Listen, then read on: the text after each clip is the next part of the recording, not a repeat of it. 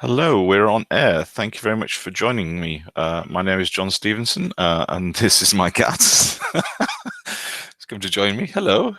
Hello, Mowgli. You come to teach people Clojure today? Maybe. I've already fed you, so you were supposed to go away. I'm sorry about this. Hopefully the cat won't disturb me too much to go away. There we go. There is a lot of cats on the internet, and that is one of them. Oh, Manny's joining us as well. Hello, Manny. Good morning, John. How's it going? It's good. Is it just you, me, and the cats? Is that it? There are some people on the chat as well. There's several people on there as well. Oh, right. Okay, you hit a jackpot today. Oh yes, we're. I'm a YouTube star now. No. Yeah. So thanks very much for joining us. Just before I start today, I'm just going to share my screen so you can see something interesting rather than my funny face. Let's share my entire screen. Trippy effects. Let's go get rid of that. Oh, there's me there again as well. I'm watching myself. So just wanted a quick shout out to Wikipedia. I use this all the time. If you are using Wikipedia, then I encourage you to go and sponsor them a little bit. I just sponsor them every year. I just sponsor them for £250 this year. So if you are using Wikipedia, then I encourage you, not necessarily the same amount, but anything you can do to help would be great, because I use it all the time and find it invaluable. I tweeted about them, so I hope somebody got the tweet and retweeted and contributed some money to them. Excellent. That would be great. Yeah. Let me find the tweet. Okay, cool. Yeah, so today we're going to talk about the advent of code. Has anybody in the chat done this? Manny, have you done that as well? Never actually heard of it, but I've done the Java Advent calendar where I'm writing a post soon. Or I've written one already, and I'll write maybe a couple more, but not the Advent of code. Sounds interesting. Okay. Oh, there we go. Let's get rid of that. Actually, there's a competition going on using an IDE. I'll share the link. You can write your Advent of code snippets for JavaScript using this lovely thing that the guys at Proto have written. It's an online IDE. I think better than Clojure. No, that is not true. It's not there yet. It's getting there. Cool. Yeah, there's a lot of really interesting ideas out there, and so some of the things I'm going to cover today I didn't come up with. I've crowdsourced some of these examples as well, and I shout out to Tim Pote, where I've kind of borrowed quite a lot of his ideas from as well. He's doing a live coding series on Advent of Code as well in Clojure, and yeah, it's a really great one to follow. I'll pop the link into the into the comments on the description of this video as well, so you can go and have a look at that. Okay, so what is Advent of Code? It's a simple challenge. You may have come across an Advent calendar as a way to count down to the holiday season. So there's 25 days. So we've got 25 days of code challenges, but each one doesn't open up until midnight central time in the US, so like about 5 o'clock in the morning UK time. And so every day there's a new challenge you can go and have a look at, and there is a leaderboard and everything else as well to if you want to gamify the whole thing. But essentially, so you go in and you can log in. I'm just logged in with my GitHub account, and you go in and select which days you want to kind of work into. So you don't have to do them in order, but I assume they kind of start off quite easy, and then yes, Kitty, and then get on progressively more challenging. So let's have a look at the first one. What's it? So and I like them because they add a lot of like character to the challenges as well. So they're quite there's a nice little story around here as well about what give you some background, give you some nice things to think about while you're solving the problem. So basically, you have to just like solve them, and if you solve them, you get stars. So I've solved the first day, which is in 2 parts. So we're going to cover both parts of those. The first part is really, really easy, And the second part, yeah, it takes a little bit more time to think about. So we're going to cover some different approaches to solving that as well. So in part one, and you don't get part two until you've solved part one. You're knocking over there. Okay, there you go. So let's have a look at part one. The scenario is you've been falling for a few minutes. You look at, you've got this little tiny device in your hand with a little tiny screen saying you must calibrate the device before you're before you can use it. So you're actually drifting through through time and through the stars. So you have to actually try and use this device to save yourself. But we need to calibrate it before we can get a destination lock. And so you've got this device has got a frequency, and you've got a range of these frequencies that are coming through to help you calibrate that device as well. And so, for example, if the current frequency is 0, then you're just basically going to add up all these frequencies and get the results. Obviously, adding 1 to 0 gives you 1. Adding 1 to, if you got 1 and you add -2, then you've got -1. So just simple, basically simple addition, but you've got a sequence of these frequency changes that are coming through. So we need to be able to kind of process them and find out what the result of the changes are each time. So for the first part, we're actually, yes, we've got some sample sequences of frequencies here. And so the question for the first part is starting with a frequency of 0, what is the resulting frequency after changing changes in all the frequencies that have been applied? So they give us some test data, and this is unique to each question. So if you put 400 as the answer in your advent of code, that's probably not going to be right, because you actually get every person, when you log in, you get a unique set of values. So if I just switch over to my editor, then you can see how many values we've got. And so let's go back up to the top.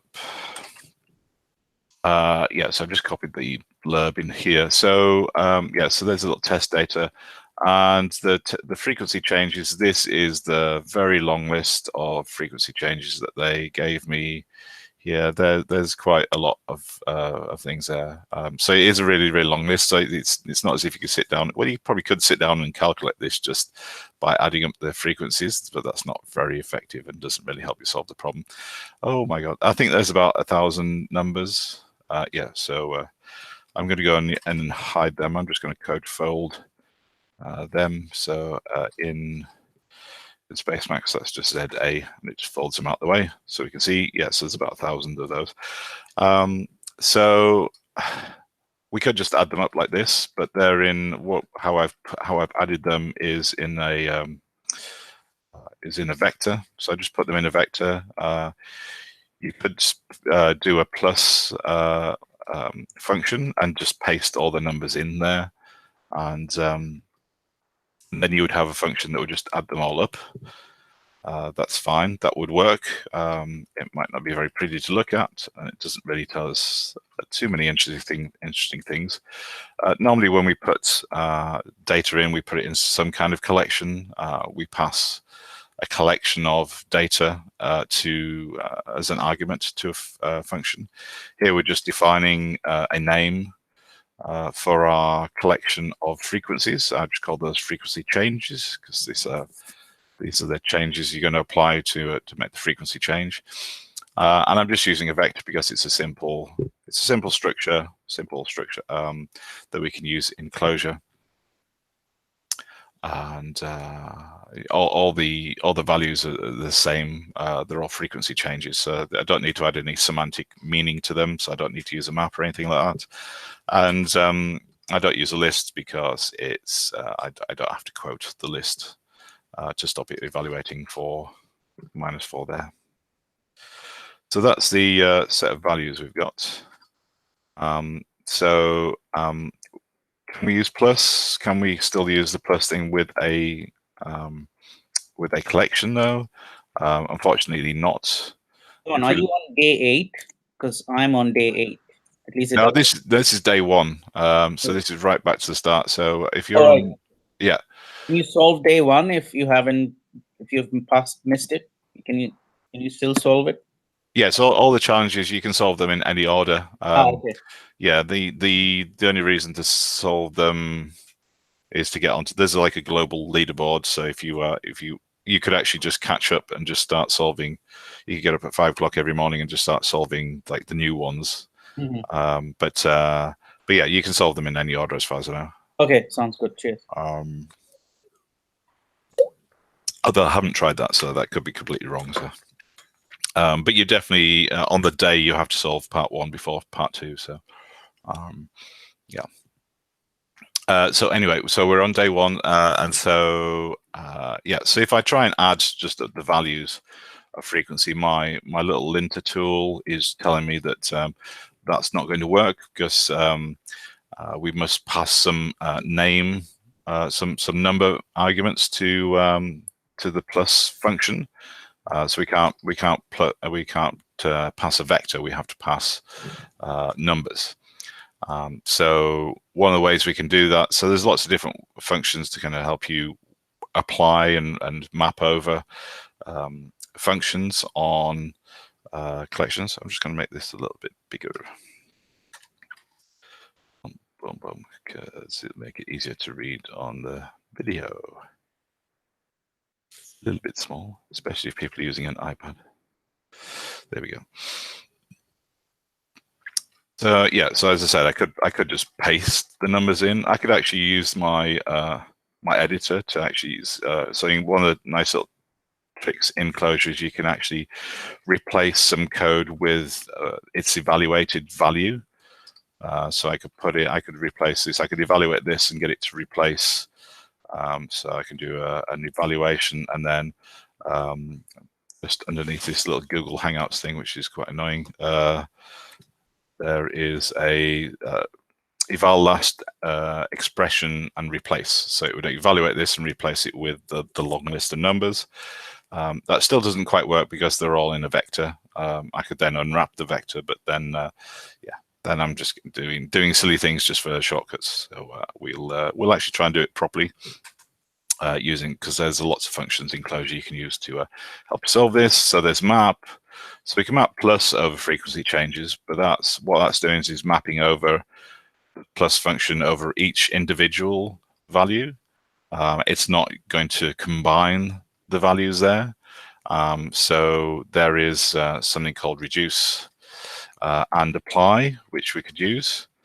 And so these are conceptually, they kind of give the same result. The implementation is a little bit different, but essentially if I reduce plus over frequency changes, it's the same as having plus and all the numbers put together. So let's just evaluate that, see if the REPL is still working.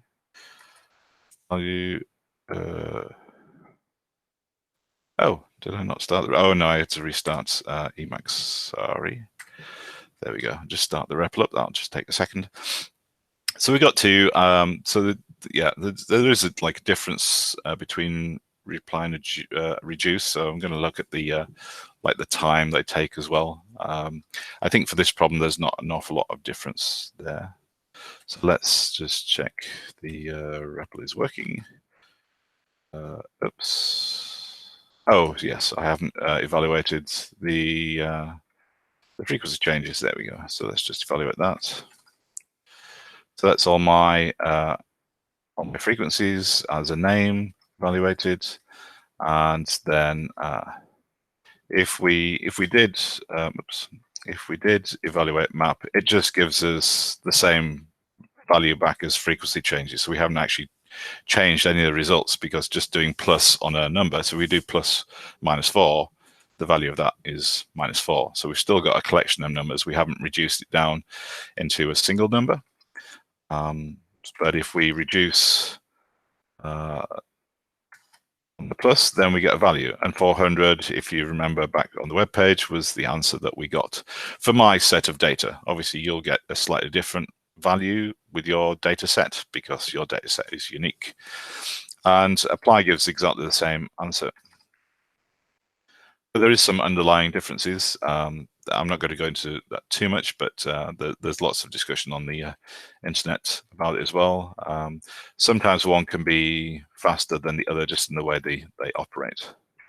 But one way to actually do that is to run this little time macro, so a little time function, where it'll actually return back the time it took to evaluate the expression that it's passed as an argument. So if we evaluate that, then it's 400. Is that passing the results? If that's working or not. But a more useful one to actually test performance, especially if you're doing like for production, is to use something called Criterium. And this is a really nice little like performance testing library you can use, and you can simply add this to your project. So if what JVM are you running underneath? I believe I'm running Java 8, just the open JDK. Do you want to, if it's not, maybe later on switch to Graal VM and see if you did the same thing, what difference it would make? It would be an interesting one. Yeah, if we've got time at the end, or I'll do a little experiment after the broadcast as well. But that'd be quite interesting. Yeah. Yeah, I think for this, yeah, it's pretty optimal. We'll see that. I think the two things are not that much different, but just to kind of give you an idea. So I've been encouraging the teams I've been working with to use either time or Criterium to just test things, just test specific functions, or even just specific expressions as well. So here we've got, we're just going to test the reduce and see how long. So we're basically going to benchmark something, which is a function that's part of Criterium core. So if I evaluate Criterion core, comma EE, and so now I should be able to run bench, which I've already run there before. So that puts up the values in the REPL. So I'm just going to open the REPL window, comma SS. I'm just going to move that around a little bit. There we go. Boom, space one. Here we go. And let's just evaluate this. Boom. This does take a few seconds to load up, because the nice thing about Criterion is it doesn't just run them once. It runs it's going to run this function many times. In this case, when I previously ran it, it ran it. It ran it of like 5. It's like 35,000 times it ran the call. So yeah, it's quite a lot. And then slower, John. Yes. Hello. Yeah, Clojure is slow, I said. Clojure is slow. I'm slow. I don't know. I think Clojure is a lot faster than I am. Okay. Yeah, I think making statements like that isn't particularly meaningful, whoever makes them, because yeah, Python's slow, but then most people use it for data science, which processes massive amounts of data. Well, it's slower than our patience. That's what it is. I think it's not. It's slower than what? It's slower than like not slower than our patience, but it's just we're not patient enough. Oh, you're not patient enough. Okay. Well, that's why I'm waffling on. You see, so it's well, this is doing 35,000 calls. It's also warming up the JVM as well first before it makes up all these calls. This is why it's quite useful. It's more useful, in fact, than doing time if you want to kind of get some real if you want to try and identify some real performance bottlenecks in your production code. Then Criterion is really good for that, because it gives you very realistic views on how long something takes to actually run. Oh, there you go. Yeah, so well, we're waiting for that to finish, so you can actually see that. Oh, there, it's finished now. There we go. So the results from the actual time macro here show there is a little bit of difference. So actually, I hadn't noticed that before. Yeah, so it's when it's doing the 400, that's giving me the value of the reduce. but the time macro puts out the actual time it took to the REPL window, so basically to the standard out, and that took so reduce took like 21 like 0.21 milliseconds, but apply was a lot faster in this case, so it's like noticeably faster for just a single call. The execution time for sort of reduce when we use Criterion, then we were getting like 27 here. We've got 32 as the kind of mean time. Yeah, so that was a little bit slower. Maybe I'm running some more things in my computer. But if we also compare it to, and it gives you outliners as well, so you can kind of see pretty much detailed stuff that you need to be able to kind of do performance tuning of your Clojure program. And if we look at apply, then apply was a little bit slower here. So over like multiple kind of executions, apply seemed to be a little bit slower as well. So it's interesting. I mean, these are very simple function calls, so I didn't expect to be much difference. But it's a nice way to test to see whether you should be using one or the other. I think apply tends to be used a bit more. It's a bit more idiomatic, as they call it. But it's worth, if there's performance issues, it's worth trying both as well. Let's just check in the questions. Ooh, programming is amazing. There we go. Yes, it is. Thank you, Connie. So I did. So in the end, I just used reduce plus frequency changes, and I just evaluated, and that's the result I got, and just pasted that into our advent of code, and I got this. Then I get the second, more interesting part of the challenge, because solving that was fairly easy. I basically, it took me longer to read the actual blurb than it did to solve it. That was something, the answer, that's something that is fairly obvious to do. The second part is a bit more tricky, so we're going to spend more time on that, obviously, and because it's not quite as straightforward. It's not just adding up. It's not just processing the data. You've got to kind of track. You've got to track what's happening. So there's a bit of state management here. So there's lots of different ways. There's good and bad ways of doing that in Clojure, just like any other language. So we're going to cover some of those as well. So let's look at the problem. So what it's saying is the device repeats the same frequency change list over and over to calibrate the device. So that big long list of numbers that we have for our frequency changes, it's going to potentially keep on going through that over and over and over again. So we might need to find a way to recur, like loop, to cycle through all those numbers. And so here's some examples. So here's some little test code you can play around with. So if we got a frequency of 1, we add +1, we're still getting 1. So it's still working the same way. We haven't changed the fundamentals of how we're changing the device frequency. But however, we're going to put a kind of a breakpoint. We want to break out of looping through all our frequency changes if the frequency is the same. So we go through here. So we're changing the frequency on the device. So it's 1, then the next change makes it -1, then 2, then 3, and so on, and so on and so on. And then we've got another one here, changes to 4, but then it's changed it back to 2. So there's some combination of all these numbers. At this point, they changed it to 2. And at this point, it's the second time. It's now back to 2 again as well. So how do we detect when that frequency has reached a value?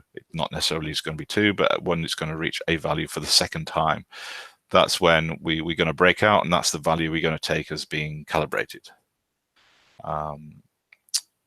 So here's an example. So small example codes there. So basically, we have to find out what's the first frequency of your device reaches twice. There's the answer. That's kind of meaningless to you because you'll get your own data sets again. It's the same data set as before. It does give you a link to download it again, but that's my unique kind of answer. So that's the answer we're looking for. So how do we actually get there? Let's have a look. I've got 2 gold stars. There we go. Let's have a look back in Emacs. That's not the right button. There we go. Okay, so that's part 1. I'm just going to maximize that window, space, window, maximize. There we go. And there we go. It's just a blurb again. So there was an interesting kind of aside that my answer, John. It's sorry? different from I got different from yours. Yes, it will be different. Yeah, you'll have different numbers unless I give you my list of unique frequencies. Then you'll get a different number because your frequencies will be unique to you. It generates a unique set of data from your login. So because otherwise people would just copy each other's answers and just say, oh, here's the answer, boom, and yeah, wouldn't make it much of a competition that way. Sure. John, can you share the what's it, the coordinates for the criterion thing, you know, the Maven or Oh yes, sorry, yes, I was going to show you that and then I got distracted. I tried to load this, but it wouldn't because it doesn't have the coordinates. Yeah, so I'll just show you the project file. So I just created a normal line again project for this advent of code. And so if we just open the project CLJ file, I'm just going to make that a little bit bigger. Yeah, so all I did, as well as the recur, then I would need to add dependencies to the project file. So I just added this criterion version 0.44 to the project. If you've already got the REPL running, then you would need to restart or refresh the need to restart the REPL or stop and start it, and then it would pick up that library. I'm not using any kind of component framework, so I don't have any hot loading in there at the moment. I'm using line. It's just doing it for me. Yeah, if you're just running line REPL on the command line, then it will just load it in. Okay, let's go back to my pleasure. So there is, I'm not going to go into this in too much detail, but you can do very mutable and imperative coding in Clojure, just like any other language. Obviously, we don't encourage this, so like, do not try this at home. This, if you went and did this in a job interview for Clojure, they probably wouldn't hire you without a good explanation. So essentially, we're using things like Java. So you can use Java interop to kind of solve problems. We're using a hash set, which is a mutable version of a Clojure map. And we've got an accumulator. So we've got results, and we've got the accumulator, which is all the scene frequencies we're going to go through. So every time we've seen a frequency, we're going to collect it and put it into a hash set. And we've got a frequency, so we've got something that will track the changes in the frequency. So we're using something called an atom for that, which is it's kind of a mutable. It's a mutable box. It's a mutable container. You can put values in, and you can change them, and they're actually changing. So every time you change something in adjusted frequency, it's actually changing what it's pointing to. So you're actually mutating states. So if you're coming from an immutable, sorry, if you're coming from like a mutable language by default, so Java and sometimes some aspects of Scala and so on, then it's very easy to kind of jump on these things and say, okay, well, we can build it like this, and that's fine, and it works, and it gives the same results. So I get the right. Oh, it did. Oh yeah, sorry, I didn't include the hash map. So I can include the hash map, and then I get the right. So I get the right results, but it's not a great solution. It's not a very Clojure solution. It's great for other languages, but we can do a little bit better than that. So there's kind of like this approach, and again, I got this from Tim Pote. This is a really nice way to describe it. So you can take a very recursive approach with loop and recur.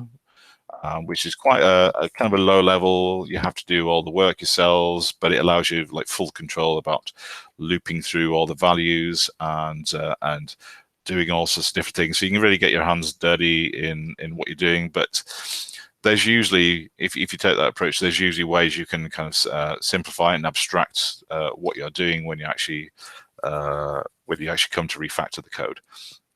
So it allows you to do everything, but you have to do everything yourself. So it would be like using loop instead of a map. You'll still be able to loop through a collection, but then you'd have to kind of you'd have to have something that kept all the changes you were making to the collection as you're going along, so you could put them out again.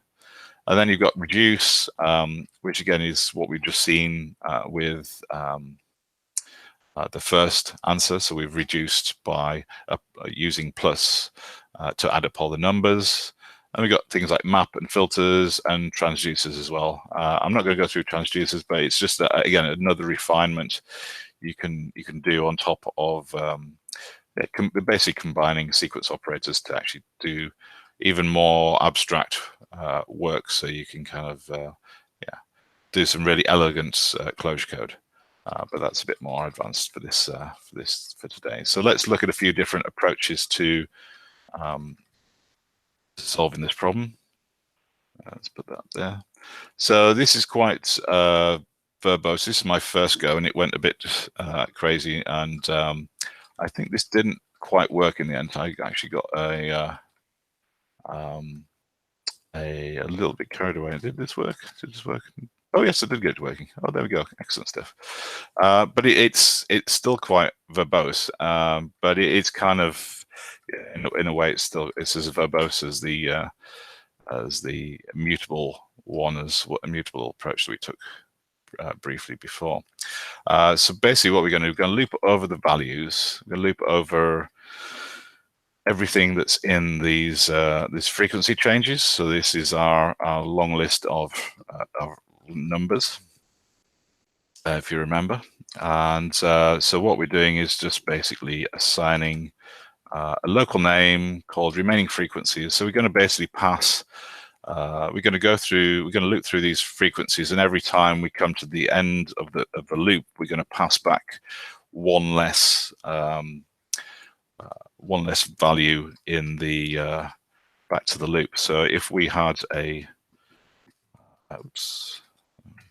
if we have like a sequence that was 1, 2, 3, 4, 5, that would be if that was our initial frequency changes. The first loop, we would kind of assign that to remaining frequencies, and then the next time we go through the loop, then we would pass back one less. We would do a rest, which would pass 2, 3, 4, 5. So we do, and then we would keep on going on and on and on till we got to the end, till there was no numbers left, and then we would either, well, in this case, we would have to either cycle around again, or hopefully we found the matching frequency before then.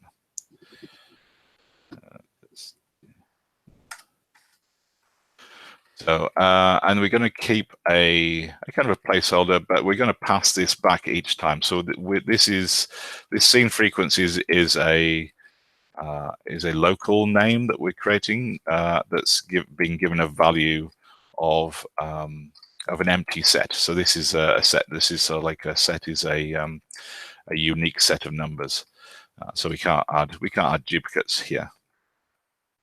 But we're using a set because there's certain functions on a set that helps make it easier to see if we've already got the same value in that set. So if we're going to add a new adjusted frequency to the set, we can very quickly check to see if that value is already there. So if we'd set the value, if the first time we set the value to 2, and then the next time round we went to the loop, we wanted to add another value of 2, then we could very easily check to see if 2 was already in the set. So that's the main reason to use the set.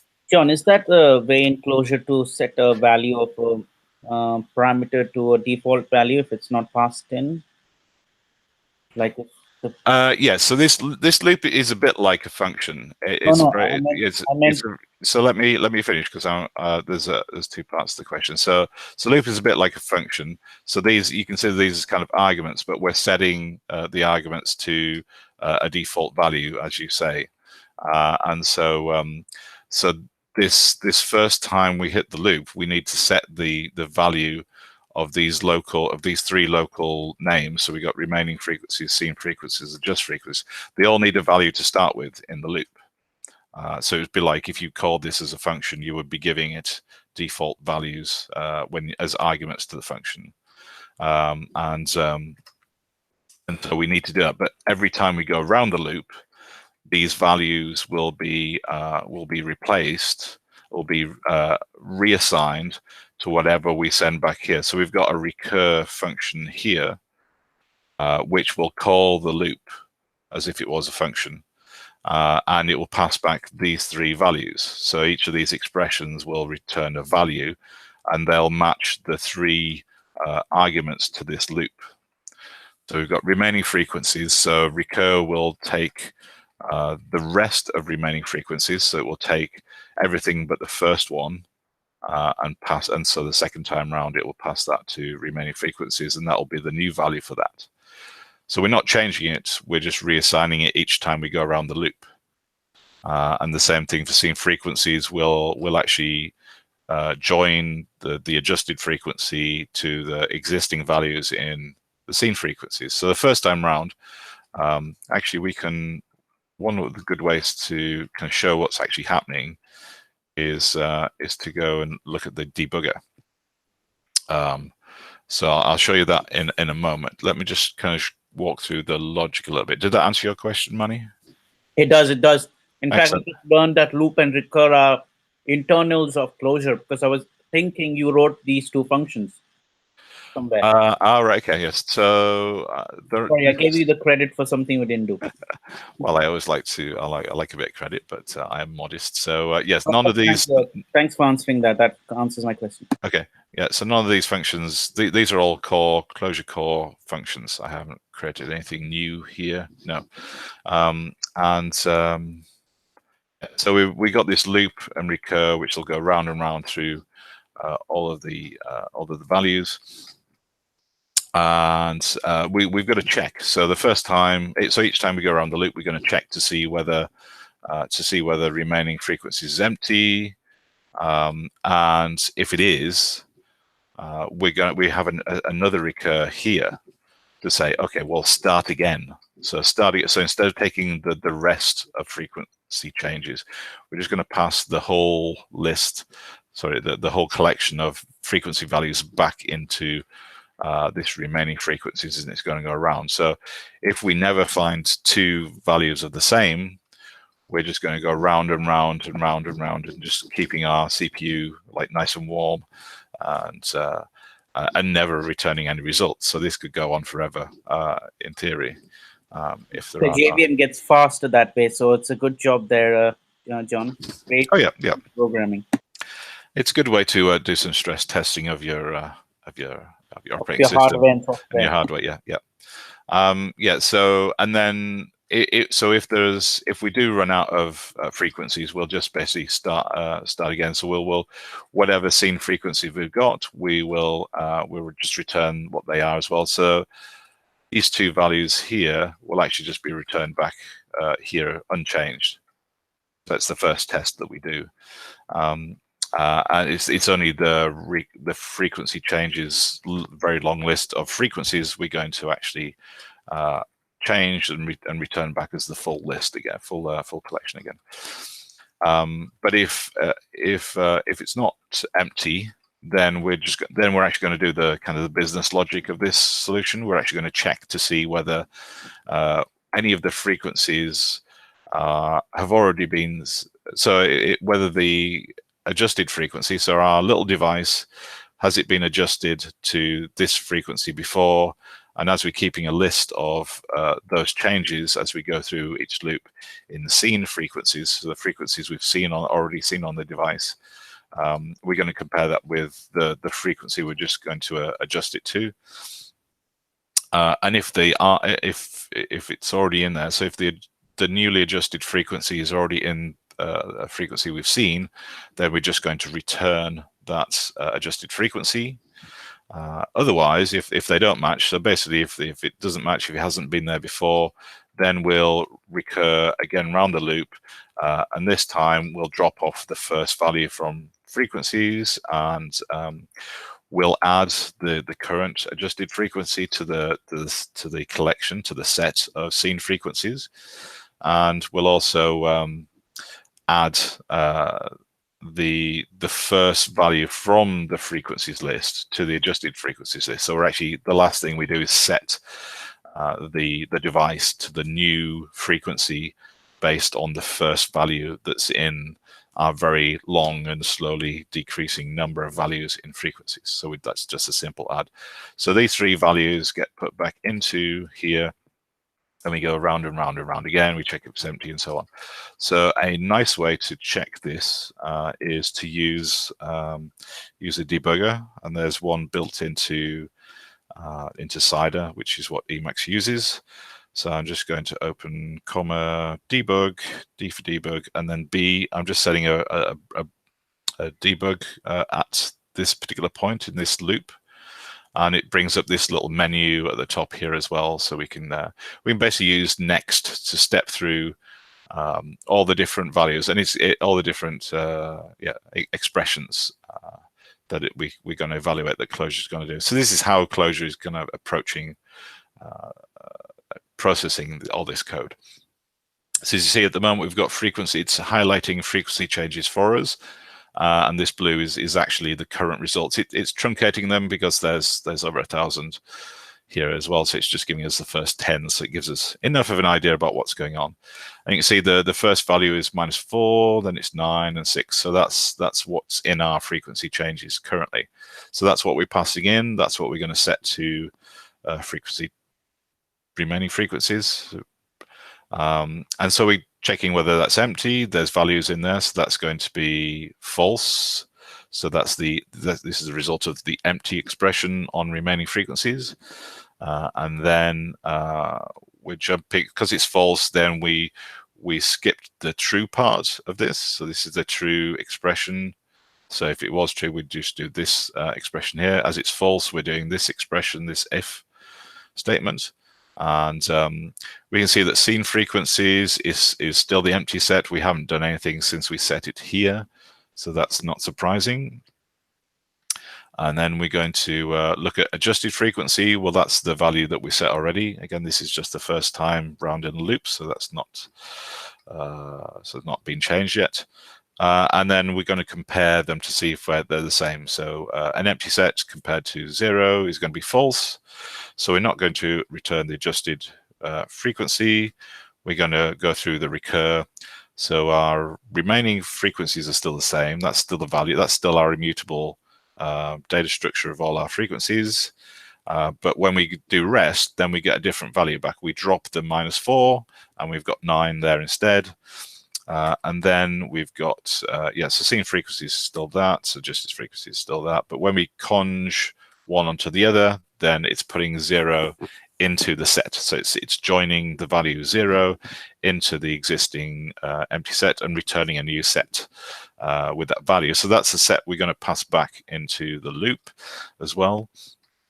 And then next we've got, so adjusted frequencies is still 0 because we haven't changed it. It's still immutable value at the moment. Remaining frequencies is still the original list. It's still the original collection we had. We get the first value of that, which is -4. So then we can add that to, so we're basically adjusting the device now. So we're adjusting the device. So it's going to go from 0 to -4 when we add them together, which is that result. And then, we go back through the loop. So we go back through the loop. We've been sent back there. So it's set all the different frequencies. So it's updated remaining frequencies. It's updated seen frequencies. It's updated adjusted frequency. We're going to check it's not empty. So we go to the recur again. So now we can see that the seen frequencies has been updated from last time. So we've basically, rebound the name scene frequencies to the value that we passed in from the first recur. So we've got a set with 0 in there, and so on and so on, and just your frequencies is 4. So we can see it's working. That's still false, so we have to go around the loop again, around and around. So we're adding -4 to the scene frequencies, and then we're adding that around, going round and round again, and then we've got 9, so we should add that to the frequency, which gives us a frequency of 5, and round and round. And we keep going around here, and obviously I'd have to press this quite a few times to be able to get the answer, but it kind of shows you that it's working. So if it wasn't working, again, that's another way to actually help you find it. And when you've had enough, you can just press Q. So I did have a slight bug, I think, on one of these, and using the debugger just to walk through these values, kind of, oh, okay, see. So I think I had a problem with contains, because if you use a vector, then contains doesn't quite work in the same way. Whereas with a set, contain works properly, because contains in a set will compare the values inside a set, whereas vector compares the index position, so the place where the value is. So if you do contains in a vector, it will see whether there's a value in that index location. So if you do contains 1, it will look in index 1, so it'll check the first. So if there's 2 values in the index, then it will return true no matter what they are. Let me show you that, because I'm not sure if I explained that properly. So if I do contains, do a vector 1, 2, and if we say 2, does that contain that? I think this will fail, if I remember correctly. Yeah, it's false. Well, hang on, 2's in there. What's going on? It's because that contains it's a bug. No, well, it's a feature. It's just the way that contains works. So it works how you think it works for sets, but it works differently for vectors. It is correct. It is correct in comparing here, John. Sorry. What are we checking here? Well, this is it. So it's looking for the 2, but the 2 in this context with a list, it means that it's the index 2, and we all know that like just about every programming language has an array type thing, and arrays always start at 0. So the index of 1 is actually 0. Index of 2 is actually 1.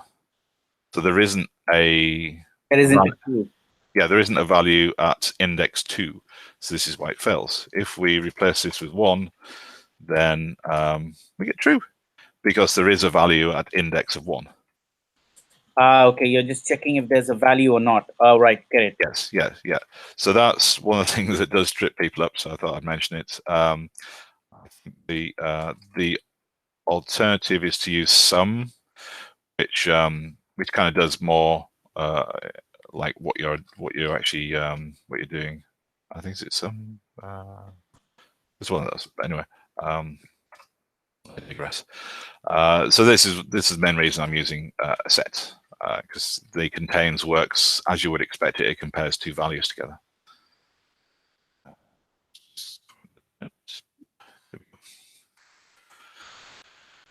So this is, so let's just go back to a second. So this works. It's fairly easy to read, I think. There's a lot there, and it's but I think anybody could eventually kind of work through this and follow this fairly well. Might take a little bit of practice, but it doesn't really feel very elegant. I mean, it's proper functional programming. We're using immutable values here, and we're recurring. So there's nothing wrong with it, but we could probably do a little bit better. We could kind of think more of a higher abstraction approach. So we mentioned, so that's kind of like the a recur approach. So we mentioned there's also a reduce approach. And so we're going to look at that next. Let's check if we've got any questions. We don't have any questions. Good morning. Oh, Manus is here. Good morning. Thank you for joining. Hello. Hello. Yeah, so let's look at using reduce as a way to try and solve this.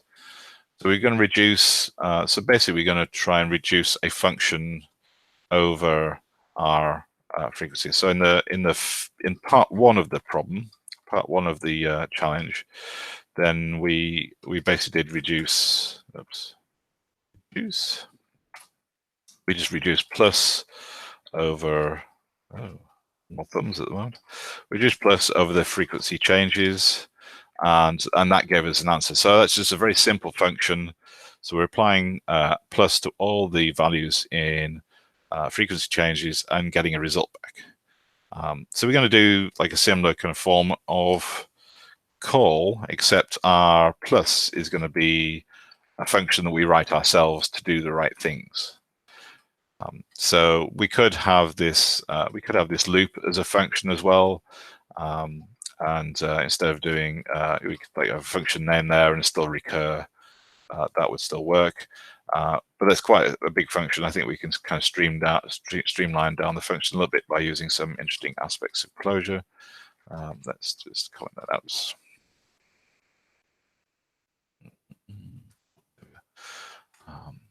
So we've got our reduce. Now we want to write some kind of function. We want the frequency updates. So we want the changes. So like the frequency updates. So the things that are going to change as we're looking at each of the individual frequencies, what's actually changing on the device, and then we get the remaining frequencies, which is just the frequency changes, but as we're processing them. So we're dropping off one of these off the front every time.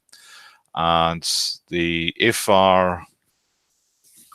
we don't find a match, another approach is to use this idea of cycle. So I've got an example here. So we could just cycle the frequency changes. I have to be a little bit careful of this because it is a lazy infinite sequence. Which means because it's an infinite sequence, it will basically just go on forever. But we can make it lazy by giving it some context, so it'll only do the work we actually ask for it to do. So if I ran cycle frequency changes, so this would warm up my computer as well, because it would just keep on cycling through all the numbers over and over and over again. But if we did something simple like take 10 of those, it'll just take the first 10. I'm just going to slurp that into there.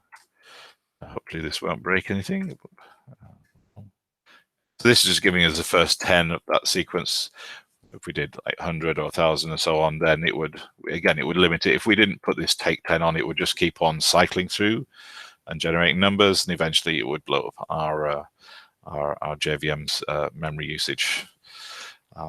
But cycle, it's just a simple way to basically generate a never-ending sequence of all these frequency changes in case we have to go around several times, and we never have to worry about kind of tracking that. We can just use cycle, and it will do our job for us.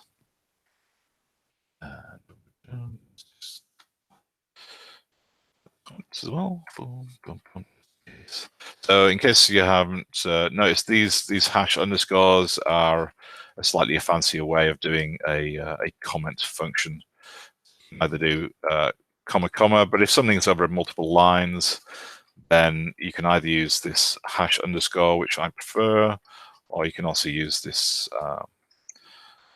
comment function. And then put multiple things in here, and everything inside that will be a comment. But you can still evaluate them manually. It's just when you evaluate the buffer itself, then or the code file itself, then it won't get evaluated. So it's a manual way to kind of play around with code, and you can do the same thing for here. So I can still call this function. It still gives me the answer, but I have to manually do that with the keyboard. Clojure itself isn't going to evaluate it just by evaluating all the source code. Okay, let's get back to this. Oh my god, time's flying when you're coding. There we go. So we've got a function, and I did kind of look at we're going to use reduce with a value this time around. So I think we've got here. Yeah. So when we use reduce with a value under collection, it's going to call the it's going to get each element of the collection, and it's going to use the argument with that value as well. So we've got our seen frequencies and our adjusted frequencies, and then we've got this cycle frequency, which are all our collections. So rather than using we have to have them as like a single value, so it need to be in some kind of collection, and the vector is fairly simple. However, we don't really know. We'd have to remember which is which is our seen frequencies and our adjusted frequencies. This is a nice kind of reason to switch to a map rather than a vector, because then we can actually label those values and give them meaning, in this case by the keys. So we've got a map with key value pairs. So there's 2 key value pairs. The key is like seen frequencies, and the values in here we're just having the a set with 0 in, and here we've got an adjusted frequency of 0, which is so it's key and just a simple number value. So this is the value we're going to track for like a current adjusted frequency, and these are all the frequencies we've already seen. We're going to start with 0 because that's what it says in the description. And so then we can start to build up the functions. So we're going to pull out from seen frequencies just by using the key. So as it's a keyword, we can basically just use the keyword to extract the value from the map that we're passing in. So we're going to pass in this frequency state, which is what we call this def now. So I'm just really showing you how we're going to use the value. So this is slightly aside to the actual solution. So we're going to pull in the values, and we're going to set some local names like we did last time. And if we evaluate this, we can see what it's doing. We can just see simply that how we're getting the names out of the map and into our function, which is what we're going to have to do for the real solution. So here we just see we can get local names assigned. The seen frequencies, the adjusted frequencies are pulling the respective values from the keys from this map. It's basically, and so we're passing in this map here as an argument to the function. So this is our function argument, and then this is our this is how we're setting the local values here. So we basically have these 2 things as local names, and then we could do, well, all we're just doing is just returning the local names in a vector. You could use a print line or a string or something like that as well, but it's just a simple way to put in a vector as well. So this is still a little bit verbose. So we're really just trying to explain this approach. John, I'll help you refactor your code. It'll help me learn as well. Oh yeah, feel free. If you come up with better ideas, then please share. So what we're doing here is rather than using these 2 are exactly the same, but this is just a nicer way, simpler way of saying, less duplicated way of saying, we want to get all the keys out of the frequency state map, and these are the specific keys we want to get, and it's going to set those as the same. Use the same name for the local names that we're going to use, so then we can use them in whatever algorithm we come up with for this function. So again, we get the same results there. So this is a talk in itself, but like you can go in and have a look at this associative destructuring with maps, which is really, really good. It's on the Clojure.org website, and it's all the different ways you can pull things out from vectors and maps very easily, just to make it easier. So the reason I mentioned that was because we're going to talk about this reduce thing here. So again, we're pulling out the keys, seen frequencies and adjusted frequencies from our map. So this is our map here that we're passing in. So we haven't named it in this case. We're just passing in the map. So this is our value that's going to reduce, and then this is a collection that we're gonna work with. So and then reduce is going to use this function over that with the map and the collection to hopefully give us our results. So again, apart from that, it's fairly similar. One thing that we've added, and this is fairly new to me actually, is this reduce thing that's going to help us break out of things, but I'll come to that in a moment. So we've got our keys. We're pulling out the keys, the same keys that are in the map, and assigning them as local names so we can work with them. And then this is the remaining frequency. So this is all the frequency changes that we've got. And again, this is the thing we're going to iterate through, the collection we're going to iterate through.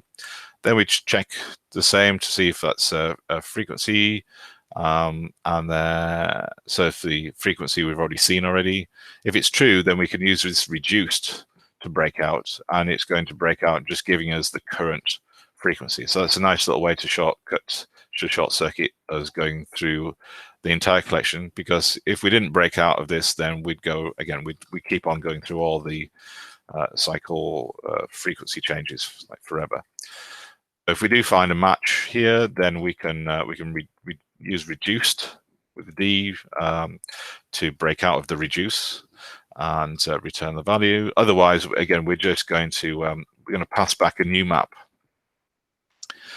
So this is like our recur aspect. We're just passing in a new map that we're going to update. So we're going to update scene frequencies, and that again we're going to join the adjusted frequency to the ones we've just seen. So and then we're going to add the adjusted frequency to the first of the remaining frequencies.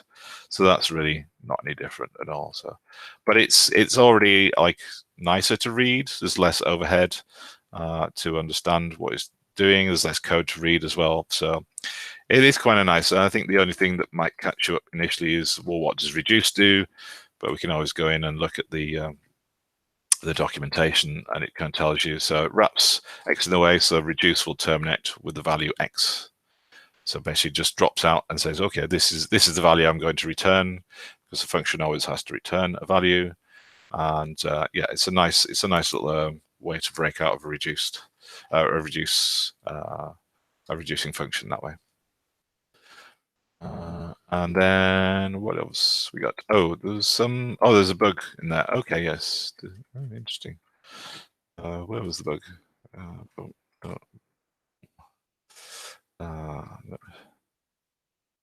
I did find a bug in here somewhere. Okay, where is it? Yes, it returned 0 for some reason. I think the comparison I did was incorrect. Oh yes. So I wasn't assigning things correctly, so I used the debugger to realize that I was never actually adding adjusted frequencies correctly. So what I've done is pull that up into a let function, and this is, so it's a slight variation on this. So we're going to let the current frequency equal the adjusted frequency, and this makes it a little bit simpler as well, because then we can just conj the current frequency and set the current frequency to adjusted frequency when we return the map. So this little bit is a nice refactoring, and also makes the code work properly. But essentially it's the same. So that's a reduce approach. I think that's nicer. But usually when I solve something, I solve it in a way, and then you come back to it and you think, oh, actually, this function or these few functions actually do the same thing as what I've just done.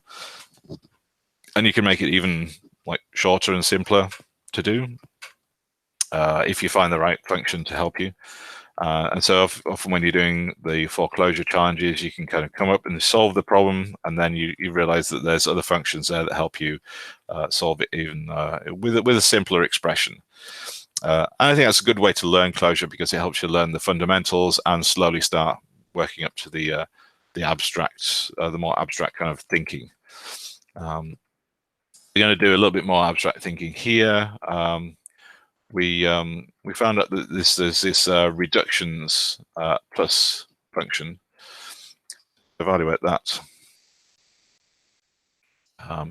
So here it's just going to So here we're here's all the results of adding the frequencies together.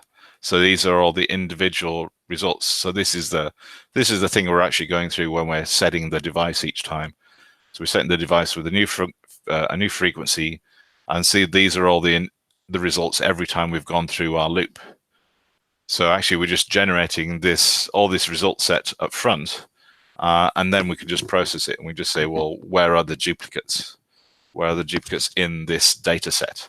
So we're actually making the problem easier to solve for us, because we've transformed the data into something that's more appropriate to work with based on the business logic that we have. And I think that's quite important to understand in Clojure. It's a lot of the time it's getting the data in the right shape that actually makes your code like really simple to work with, because you've just changed the way that the data is structured, and that makes solving the problem a lot easier. I used to think that was cheating, but it actually is just very, very sensible. Clojure is very good at changing data between lots of different structures, and so if you put data into the right structure, then your code becomes much simpler usually. So let's have a look.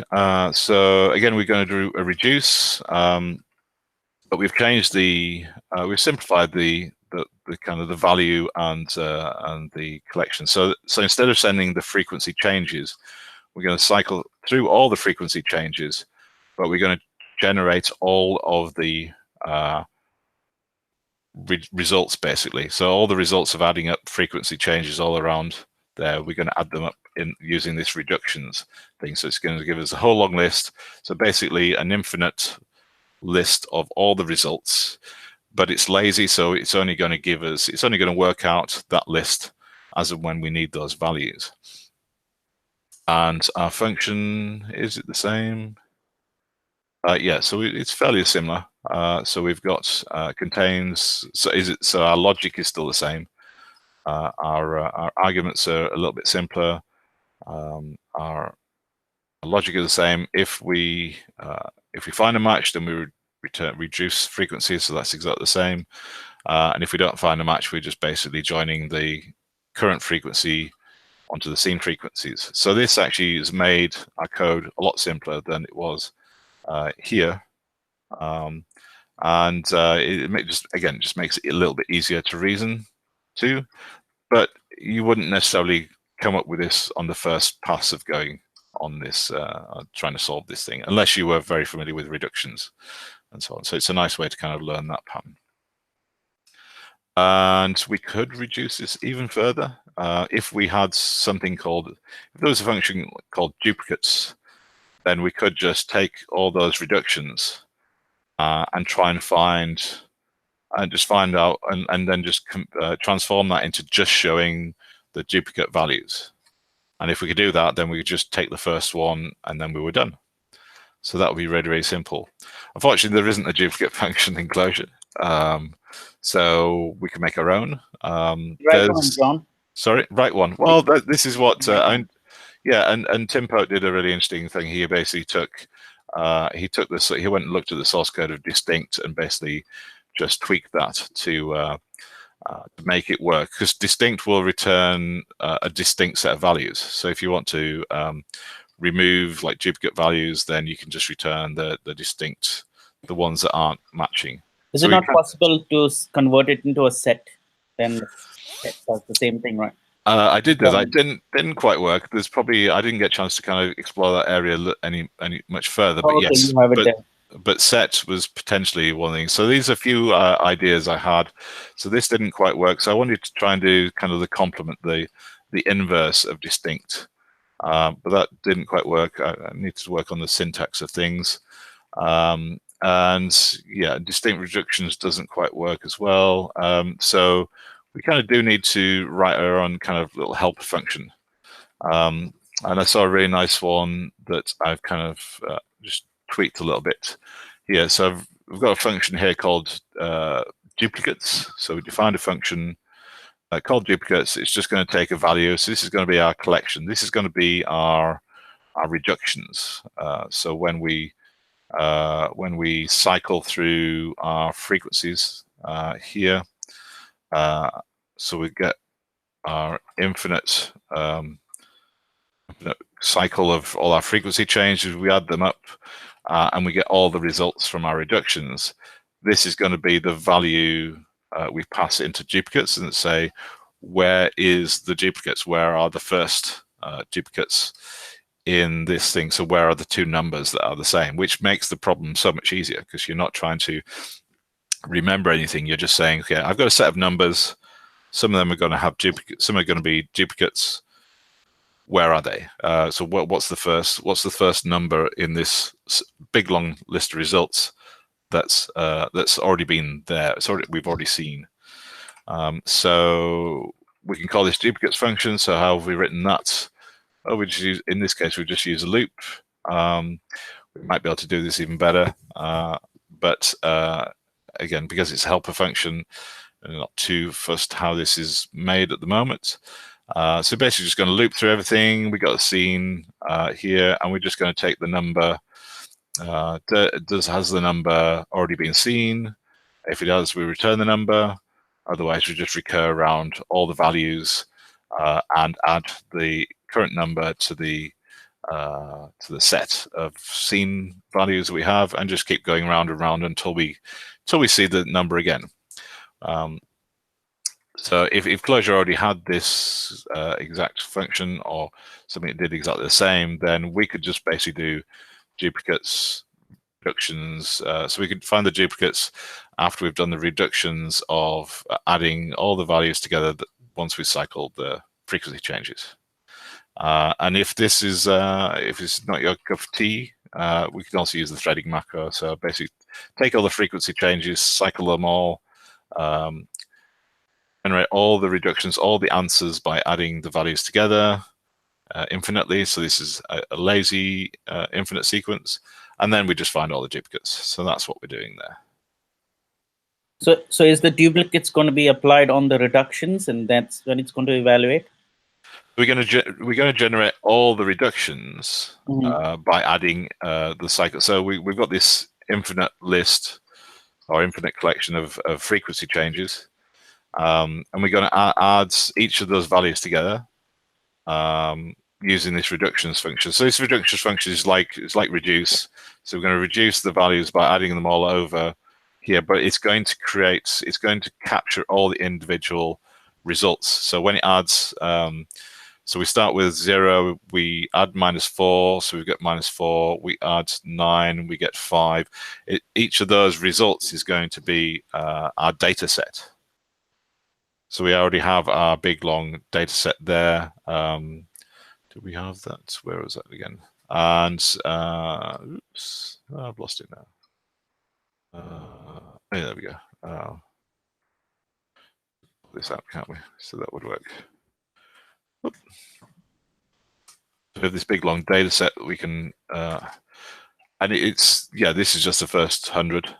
So we start with 0, we add 4, we get -4, then we add 9, because that's the next one in frequency changes. So it goes to 5, and then the next one must be 6.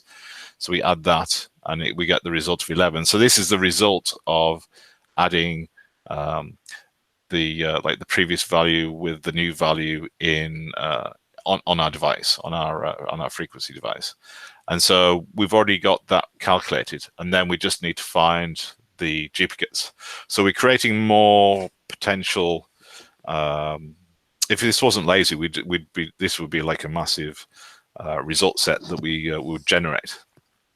But because this is lazy, then we're only doing that as we're passing those values to duplicates. So duplicates is like we're taking the value we're taking the values and passing it to duplicates, and it's looping through them. And as the loop kind of works through the collection, then we're just processing one at once. And so when we find the result, we return it. If we don't find the result, we get the next result, we get the next reduction, and so on and so on and so on. And eventually, once we find the result, we can just stop generating our infinite sequence and just return the result. Did that answer your question? Yeah. Cool. Yeah, it's because I was just trying to wonder when Clojure decides it needs to switch from lazy to eager. And I think in your case, it's the uppermost or outermost function, in this case, duplicates. Yes, so it's very interesting, and it's something I didn't quite get right for quite a while, because there's lazy, so there's lazy and eager. So it's worth spending a couple of minutes on this. So actually, what I didn't realize at first was Clojure is actually eager. So basically, you have some code, you run it, it will evaluate and give you a result straight away. That's kind of by default. But the sequences, so the sequence functions and so on, have a lazy ability, so you can get them to work lazily. So they will only do as much work as they need to. So like another very simple example is what is it? Repeat. Oh, I've forgotten what it is now. It's where you generate a number of values. Oh, I've forgotten it completely. No, it's not repeat. Range. Yes, range. Thank you. Yeah. My brain went then for a second. So if I do range by itself, I can say goodbye to my my JVM, because it's just going to eagerly evaluate a long list of integer numbers until it runs out of memory. But range is lazy in the fact that if I put take around it, there we go. Let's press the right button. Take. Say I only want to take the first 10, then I'm only going to get. It's only going to run. It's only going to generate the first 10 numbers. Let's just whoops. Press the, there we go. There we go. So it's generating the first 10 numbers, but range is an infinite sequence generator. It will generate an infinite sequence of numbers, but it's lazy, so you can tell it to only do what it needs to do. So it's that's the kind of way I think about that sort of stuff. And you can make things specifically lazy. Some things are lazy by default, and some things are you can use like a lazy sequence as a lazy sequence function to do things there as well. So yeah, think of Clojure as a it eagerly evaluates everything, but some things can be, some things are late, some things are lazy, and some things can be made or can be wrapped around something that's lazy, if that helps. Yeah, I'm getting my head around this lazy and eager thing as well. Yeah. Oh yeah, it takes a while, and you usually find out by saying, why isn't this giving me results? Because it's giving me, sometimes you get a reference to a result rather than the actual result. You think, oh, there's some kind of lazy thing there that's not, I'm not kind of I'm not evaluating it correctly. I'm not forcing it to be evaluated straight away. It's only evaluating it, or it's keeping a reference to a sequence. So like it's keeping a reference to a list, which is a sequence, and it's not going to give me the whole thing, because yeah, there's a really good reason to have laziness, is the fact that if you've got an infinite number of numbers that you want to add up, then obviously you can't load that into your computer, because your computer doesn't have the capacity yet. So you want to lazily generate all those numbers as and when you need them. So it is really an efficient way to actually process information if you can do it lazily. But at some point you need a result, so it has to be made like an eager or a strong evaluation, so you actually get a result. Cool. That's quite a lot. I appreciate that. That's quite a lot, especially if you're just starting. We went through, yeah, this is probably a journey of like several weeks, months, years, potentially, depending on how much coding you're doing every day and how invested you are in Clojure. But it kind of does show you how you can evolve your thinking in Clojure as well. And if you get the solution, that's a good start. If you get something that works, that's a good start. And if you slowly learn or steadily learn how to take a more abstract approach, then it just helps you kind of do more with Clojure. doing more with less is always it's usually a good principle. So that's what we're trying to do. Is there any questions? There's no questions on the chat. So is this the simplest end solution for the day 2 that you have here? Duplicates, and then just run the duplicates on the reductions of the cycle. Yeah, so for day 1, part 2, which is this one, I haven't seen anything simpler. Yeah, so I mean, if duplicates was already there, then this would be really, really simple. You maybe simplify this a little bit, I'm not sure. But yeah, it's very, yeah, so this is very generic, because this will, I've made this generic because this would deal with other things other than frequency changes. So you'll see a lot of kind of generic functions like this in the Clojure.core library. A lot of the functions, when you read them, they'll kind of have very generic kind of names for things. Because they're going to work on lots of different like business cases and so on, so it's good to have that. So yeah, there could be like a better way to do that one. I'm still like looking around to see if I can do something with complements, distincts, because I would like to use an existing function like distinct to something, but to do the inverse of what that does, which is kind of what complement does. But I ran out of time to really play around with that properly. What's the opposite of distinct? Is it the ones that are not distinct? Well, this is the problem. There isn't a specific opposite of distinct.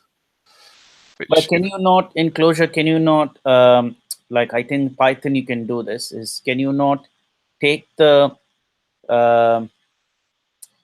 distinct list and then take the original list and say original list minus distinct list, and the remaining items in the list you get either will be sparse, meaning it will have zeros and your non-distinct values, or it will have just the non-distinct values in it. You know what I mean? Yeah, and that is probably a very useful approach, and it does sound a very Clojure style approach as well, very data focused approach. So yeah, Python is very much like that. I like that aspect. So I'll look forward to your solution around that. I'll have a play, see if I can come up with something as well. I mean, what happens in Clojure if you take two vectors and you say one minus the other? Does it take each value and try to subtract them or remove the values that it finds? That would be, let me try that out. Because in Python, you could take two of these and you can say minus in a certain way and then think, oh, what does it do? Actually, I've not seen the minus one. I've seen the plus one. Let me actually do it really quickly. Maybe I know the answer. I haven't tried that. Let me have a look. Oh, so if you got, let's do, so if we do minus, we've got a vector of 1, 2, 3, and we got a vector of 3, 4, 5. Interesting. Let's see, what do we get? See, I can do a plus, but I cannot do a minus in Python. Yeah. What if we do?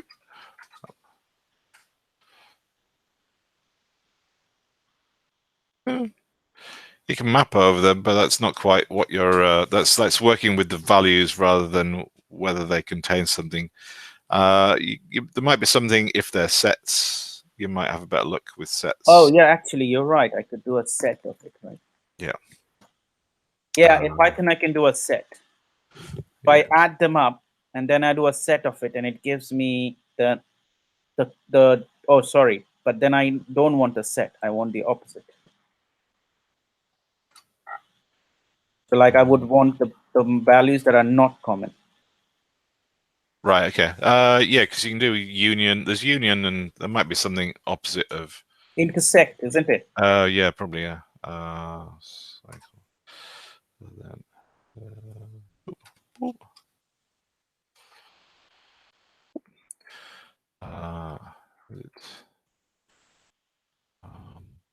but intersect is not okay. So intersect will have two parts to it. the common parts which are distinct. Not necessarily, right? Intersection.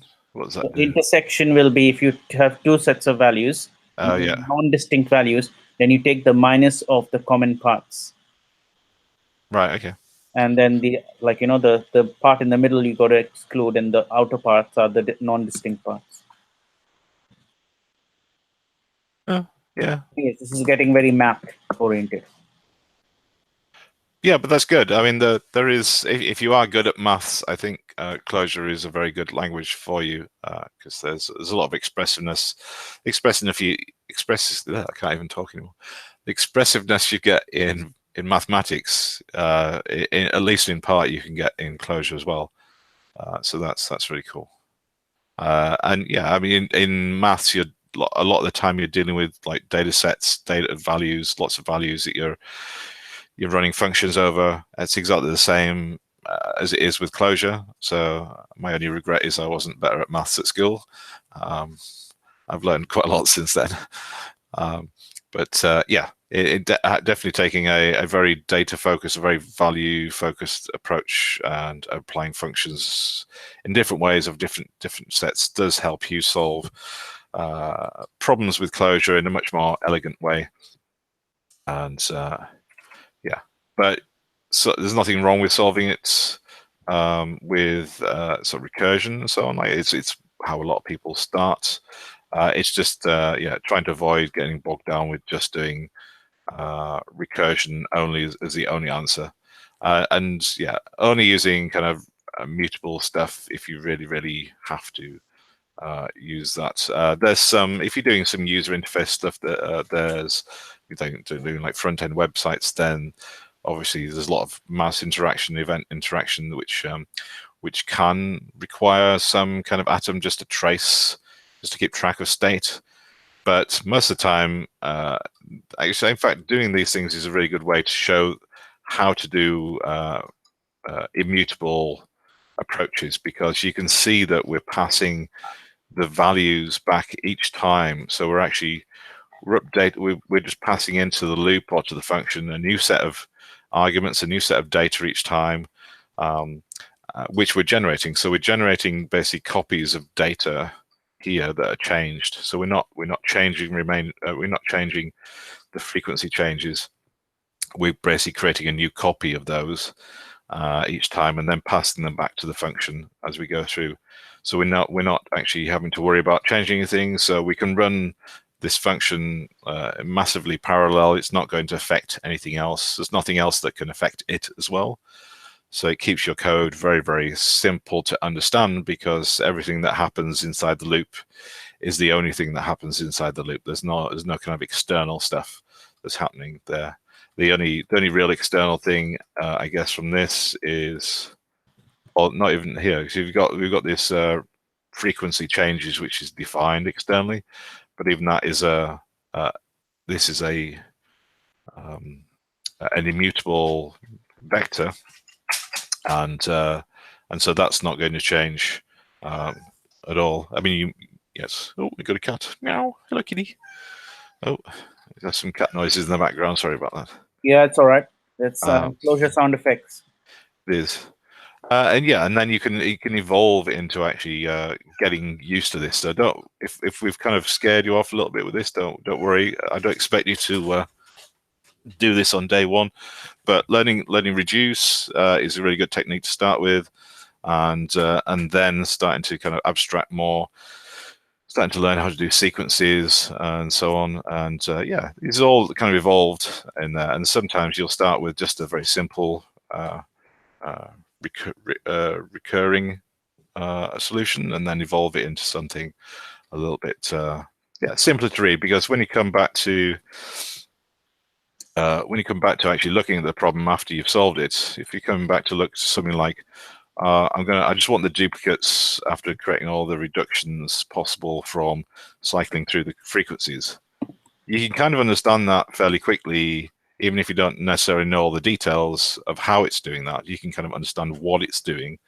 And I think that's the main thing about functional programming, is you're trying to understand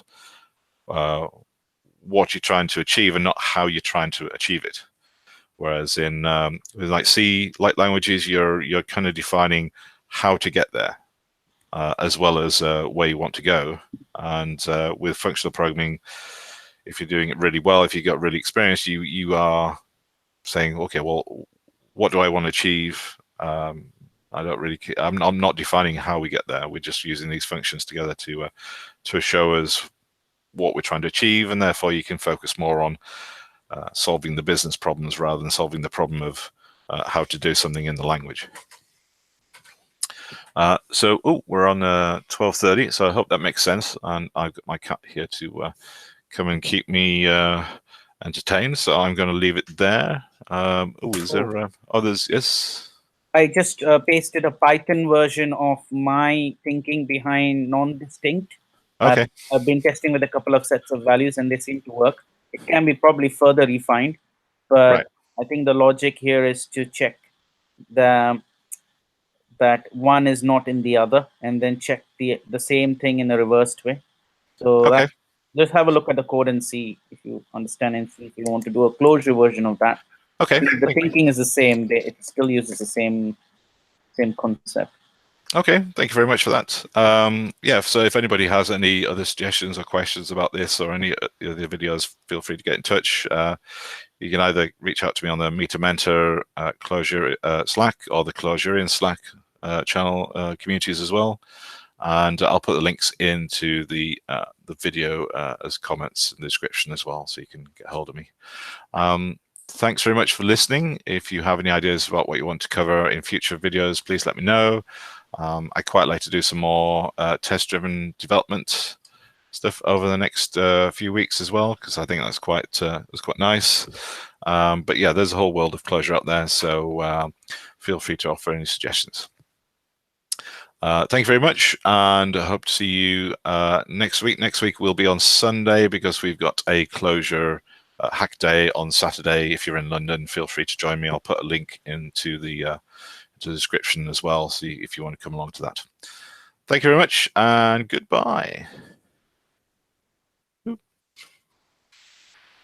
is it? Where's the button? Boom, boom, boom. Ah! The cat's controlling my mouse for me. There we go. Stop.